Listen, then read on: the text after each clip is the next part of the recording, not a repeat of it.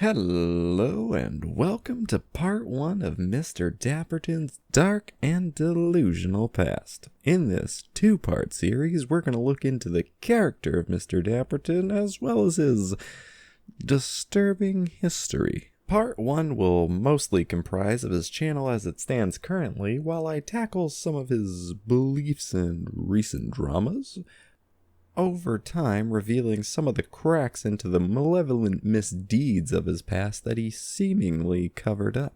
Part 2 will show more of the true monster behind this channel, and what really cemented the idea of making this video on him.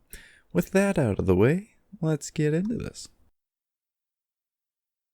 I don't want my channel to become another political commentary channel. I avoid discussing political issues as they're so often covered by too many channels and mainstream media that I would never be able to tell you anything that you haven't already heard about Trump or Biden or whoever. However, politics has become the most over-the-top game of oppression Olympics where both sides constantly battle over whose feelings have been hurt more. Long gone are the days of, this is my opinion on how we should handle certain issues and why I believe it would be in our best interest versus the opposing side, and have now been replaced with, you're oppressing me, no, you're oppressing me. So while I will throw small jabs towards both sides, the primary focus of anything political in this video will mostly be to show the ridiculous responses of the people rather than whether or not I agree with their views. Mr. Dapperton holds a fairly right-leaning opinion on most topics. Well, that is when he isn't labeling them as the baddies. But just like his belly, the few times this man stands up, his views flip-flop. Religions, ad hominems. Fine. I'll try not to focus on his looks, but I promise as time goes on, my insults will become more and more justified. So, just what started this whole fiesta? What inspired me to start looking into this channel in the first place and decide to make a video on Mr. Dapperton? Well, recently, YouTube has decided to remove the public dislike number shown on any video as an attempt to stop people from mass disliking videos or creators that they just don't like, as a means to discourage others from watching their content or to damage the channel's reputation. I and many other people disagree with this idea. However, some took their disagreements a little bit further, calling it political censorship. One of those people being Mr. Dapperton. In his most recent video called Censorship at the Highest Order, although even if you watch Mr. Dapperton, you might not have caught this video. Well, that's because shortly after releasing it, and oddly enough shortly after I commented, he unlisted the video. Now, I don't think my comment was the cause of this decision, so maybe we can find some context in the comments. As it turns out, while writing this script, the other comment that I could understand as to having some correlation with this video becoming unlisted has been removed, either by the original commenter or Mr. Dapperton himself. But I did happen to get a screenshot before the comment was removed, so let's view it. Really not trying to insult you, unlikely. When I saw you in a costume, I thought you were like 19 and naive. But lord, dude, you genuinely are not built for this type of content. I agree with what you're saying in the video, but once a discussion gets above a certain intelligence level, you just don't seem to be able to understand it anymore. Yet, somehow you deliver totally incoherent points instead of just realizing your lack of knowledge on the topic. Sometimes it's not even a lack of knowledge, but just straight incoherent and totally unrelated to the point. Our views probably align on most political issues, but my point is that you're so utterly bad at not only articulating your points, but processing them in your own brain. I'm really not trying to insult you. The point of this comment is to tell you that you should probably just make some other type of content if you want to succeed. I'd say the generic anti-SJW content about like gaming or media. Now, I said I wouldn't insult him too much, so I'm going to take any opportunity to read harsh comments and live vicariously through them just to keep intact my totally professional demeanor. Mr. Dapperton responds with, "Okay, I enlisted the video due to quality concerns then for now. Tell me, now, what parts I don't understand about the topic discussed and are straight incoherent and unrelated to the point. Everything I said was related to the point and coherent in my estimation. But you said isn't, so please do explain. Where do I lack knowledge in this video?" And I feel this comment is totally genuine and sincere, since one second you call me naive and conclude that what I'm saying is wrong, but the other side says you agree with me. Which is it? I kind of feel my opinion is up to snuff. You just don't agree with it, so you're trying to cut me down. So he does begin his comment with, "Okay, I enlisted the video due to quality concerns then for now," which implies this comment was the reason for him to unlist the video, but while also saying the person just disagrees with him and without any follow-up from Purge, further explaining the reasons as to why he said what he said. It's still confusing as to why he would leave the video unlisted. Maybe he'll explain during the discussion he had with me in the same video. So my initial comment, referencing the quote, "You won't even be able to tell what they're saying is a lie because it'll just be likes on there. It'll be no dislikes. What the fuck?" To which I reply, calling out this strange idea that the like to dislike ratio somehow correlates with something being fact or fiction. Examples to the contrary being many of the news stories about vaccines or masks getting disliked by yokels or dangerous religious figures maintaining a high like ratio. Saying how likes and dislikes don't show whether something is true, but rather if something is liked or disliked. A complicated system, I know. Also, mentioning how nobody should ever form their opinion or view something as true based off of the number of random people liking or disliking a video, and to call this political censorship is naive and ridiculous. Mr. Dapperton replies with it being a tool before labeling my argument as a straw man. Yeah, that's me. Probably wondering how I got here. Now, perhaps his days in the old SJW wars have tainted his ability to argue without calling everything a fallacy of some sort, when you have nothing left to argue. So I call him out on this and ask what straw man did I use, as I was directly quoting his video. He replies saying how the straw man was me saying that he views this as censorship, when he never said this. So I argue in a video called Censorship, at the highest order, primarily being about YouTube's decision to remove the dislike button, it was fairly reasonable to view that as him labeling this as some sort of censorship. But he does discuss another topic in the video, so maybe that was the reason for the title, and the dislike controversy was more of a side tangent. So let's look at the other topic mentioned in the video. What the fuck?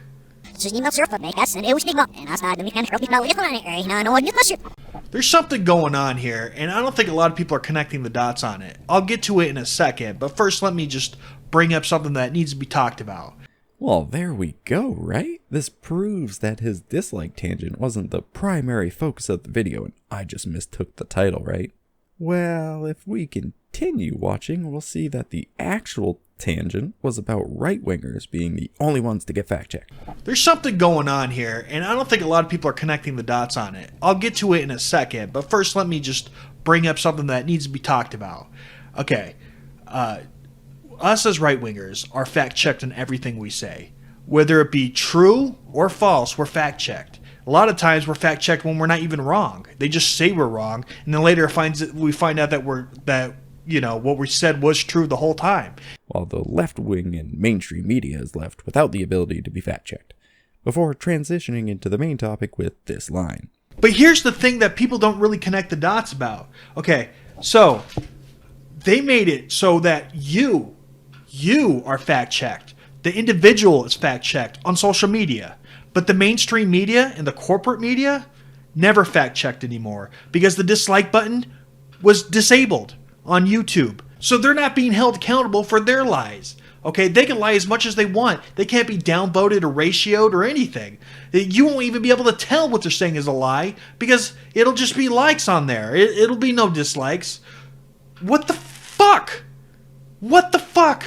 Which It implies that them removing the dislike button prevents people from fact-checking the left-wingers, and since he views right-wingers being fact-checked as censorship, how would he view the removal of his ability to fact-check the left-wingers through dislikes as not censorship? He then replies with a short, "Just admit you jumped the gun."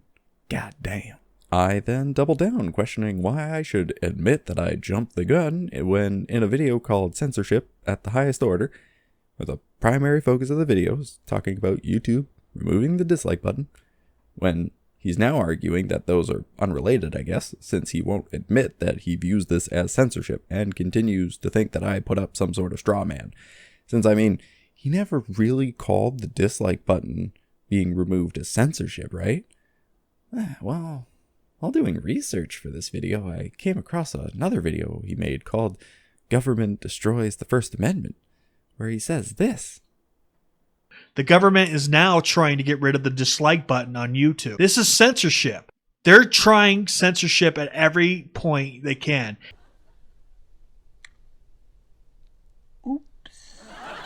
Anyway, I continue to call out the quality of this video and his arguments, asking why he unlisted it so shortly after this. He clearly must have had some issue with the video, or the arguments he made, or what he said, perhaps. His excuse is, I unlisted it, not because I think it's bad, but because I wanted to hear the case as to why someone might think it's bad. But he didn't respond, nor presented a good case. Others I talked to it about stated it's great, so I was gonna public it again. But I'm on vacation and haven't had a lot of time. Honestly, it's been unlisted for so long that it has low views, and dumbasses may argue that it sucks because of the low views. So I'll keep it unlisted. I don't have a problem with the video, and even if I did, it doesn't validate your completely different and obviously misguided points. Despite the fact that the video is pretty close to his average number of views, again, despite that it's unlisted so shortly after release, this comment also implies the comment seen earlier was in fact the reason for the video being unlisted, which also doesn't make sense given the rest of the comment. I'm really not trying to insult you. So, person who says if it's bad hasn't responded or hasn't made any good points as to why it would be bad. This means he has no reason to think that it's bad. And the other people he showed it to said it was great. So by his own admission, through review, this video has good quality overall with no reason to see the video as bad and unlisted in the first place. It all seems like a pretty lame excuse if you ask me. So I said, just admit if you didn't like it. You can not like your own video and that's totally fine. Just say it didn't live up to my standards, or I think I could have made my arguments better, and that would be it. But he refuses to, and instead makes these contradicting excuses. I also question his vacation point, as he said he doesn't have time to relist the video, but does have time to read and reply to my comments. It's like a 5 seconds, maybe 3 clicks to make the video public again, so this is just another excuse. He finally decided to commit to this excuse despite the silly nature and stop responding to me. Also, just as a last petty point against this and future videos that I'll be talking about, the dislike number's been removed. Why is YouTube censoring my opinion on right-wingers and leaving them without being fact-checked? See, I can attribute motive to fit with my narrative too. So, that was my first encounter with Mr. Dapperton, and as I continued to research his channel to make this response, I found an interesting little argument he had on Twitter. How are you gonna say that I buy subs when you got a low view ratio too compared to your subs? You get like 130 views on a video and have 13k subs. In fact, I have 10 times more subs than you. If we raised your subs by 10 times, I'd still get a higher view sub ratio than you. Big words coming from the channel that struggles to get more views than, well, hell, even me. I haven't posted in like a year. This video might be the most publicity you get in quite some time, since we all know the amazing atheist isn't returning your calls. He's busy eyeing up Onision in that big banana suit. So for those of you who haven't heard, I've recently become embroiled in a sex scandal involving chocolate syrup, hot coffee, and a banana. What, Greg? I'm a banana! You're a what? I'm a banana! What happened to your clothes? I'm a banana! I'm a banana! Also, keep in mind with these numbers, he has about 120,000 subscribers.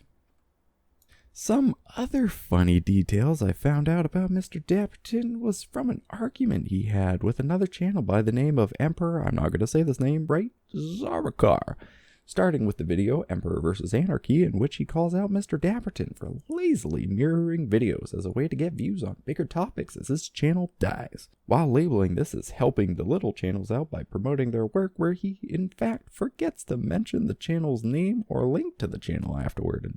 Until Emperor mentions this, then Mr. Dapperton links the video in the description.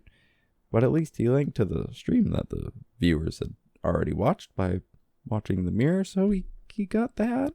Anyway, during this video, Emperor brings up a joke made at Mr. Dapperton's expense. Here's someone apparently joking about anarcho-capitalists, using Dapperton as an example. If I raise the age of consent, will you die? It would be extremely painful for you. Fuck. I won't lie, it got a chuckle out of me, especially with Dapperton's ridiculous outfit. Ironically enough, I think Bane's the one Batman villain he didn't plagiarize. So how does Dapperton respond? Well, surely he'd be a good sport, take the jab in stride, maintain his composure. Do you always go slandering people you don't like as pedos? Or do you do that just sometimes? I got kids. I don't appreciate being slandered like this. Secondly, I not only got one pedo cult leader removed off of okay, he's just jerking himself off now. But two, I am the furthest thing from a pedo. This is not cool, man. Or, you know, just accuse the guy of slander, that works too. Which Dapperton gets very angry over, since he perceives this as a dangerous joke that could potentially leave people believing that he's the diddler, which could have his children taken away from him. This very obvious joke. He responded similarly to another short clip in which someone takes him very obviously out of context. Your friends wanting to fuck little kids is perfectly A-okay. And you can tell by Mr. Dapperton's tone in this clip that it's a joke. But he calls the channel some pathetic lefty trying to damage him by taking him out of context because he has nothing left to argue. Now, what's funny about this is back in that government destroys First Amendment video, he talks about how even jokes are being fact-checked. And they're telling these social media sites to fact check and say certain information is false when it isn't. Even going as far as to fact check memes and jokes.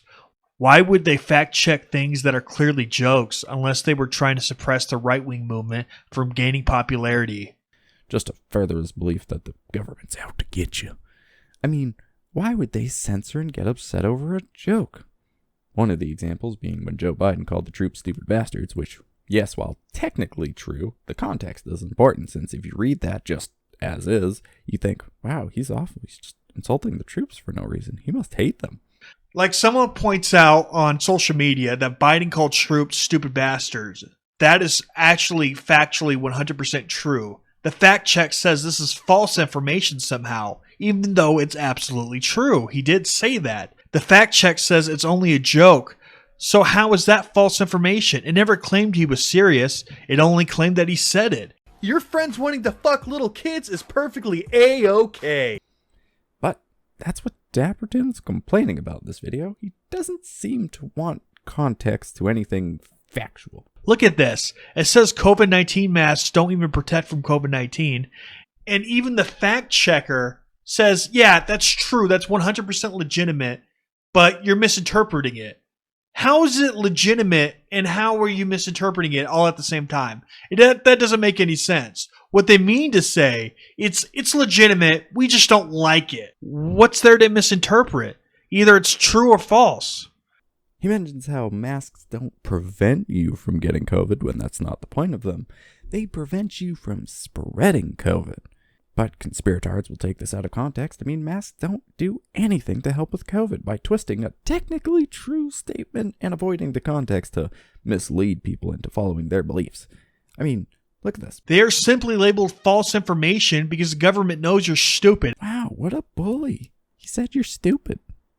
So he argues against having context to properly convey what the statement was, and also doesn't like how even jokes are being fact-checked now, and as if they were meant to be true Kind of like when people made the joke about raising the age of consent, or the somewhat similar situation to Joe Biden calling the troops stupid bastards, right?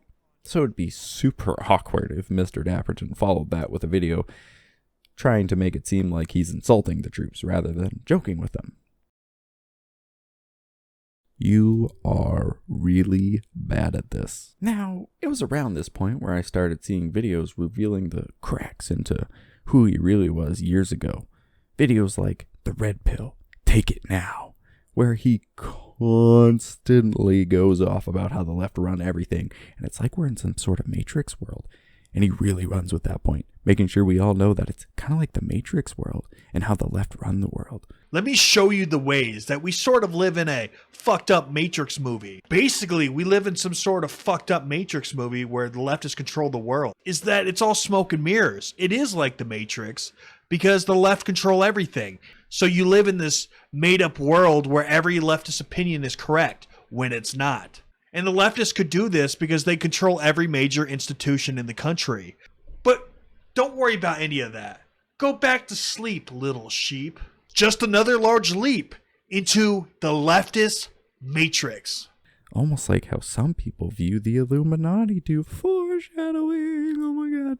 Also, and a little bit scarier, his video, Biden Threatens to Nuke Citizens, where this man dances around the idea of revolting against the government the whole video, to the point where it sounds like he really wants this. Like he really wants to end the government, and is just waiting for them to do something so he can justify his little LARPing ideas. He's got it all planned out. Also, you know we don't need nukes or fighter jets to take on the US government. A bunch of unarmed protesters took over the Capitol and won. What could millions of armed men do? You gotta wonder. Probably a lot more.